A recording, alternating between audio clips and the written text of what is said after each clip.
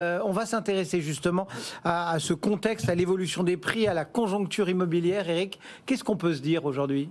Bonne année, déjà, bien sûr, meilleurs vœux pour l'immobilier, mais c'est mal parti, il faut l'avouer, parce que on voit que le marché est en train de basculer depuis à peu près 4-5 mois, que ça s'accélère, et comme le disait Sylvain, un des plus gros moteurs de ce changement, c'est les taux. Les taux, et il y en a d'autres aussi, c'est l'inflation.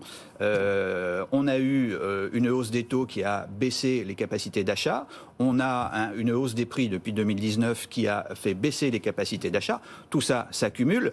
Quand on regarde, il y a à peu près 5 inflations qui sont en train de frapper l'immobilier. Alors je les ai comptées. On a l'inflation des coûts, qui renchérit le neuf et qui renchérit aussi les travaux dans l'ancien. On a l'inflation des taux, on en a parlé tout à l'heure. Il y a l'inflation tout court qui réduit le budget des ménages et leur capacité à s'endetter. Et puis il y a deux inflations auxquelles on ne pense pas, c'est la fossilflation. Qui est la fossilflation, c'est le coût d'utilisation des énergies fossiles qui renchérit. Pour ça qu'on n'en parle pas d'ailleurs. qui renchérit le coût, notamment des transports pour beaucoup de jeunes couples qui ont été obligés de s'éloigner des villes et donc d'avoir un budget de transport assez important.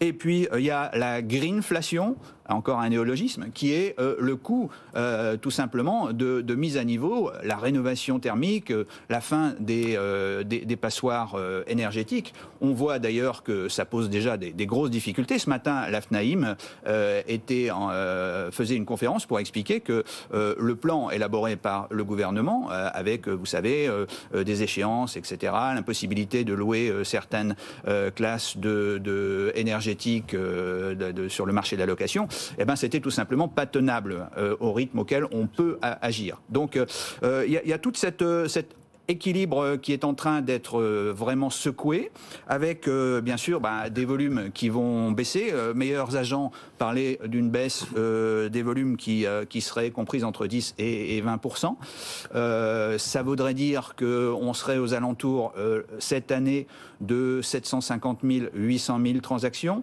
qui en ferait une année assez mauvaise, il faut l'avouer, et avec des conséquences assez importantes, puisque les couples, les ménages qui ne peuvent pas faire les rénovations énergétiques, qui se trouvent coincés, vont mettre sur le marché un nombre plus important de biens. Les bailleurs qui ne peuvent pas faire les transformations énergétiques seront aussi amenés à apporter leurs biens sur le marché. Donc, abondance de biens.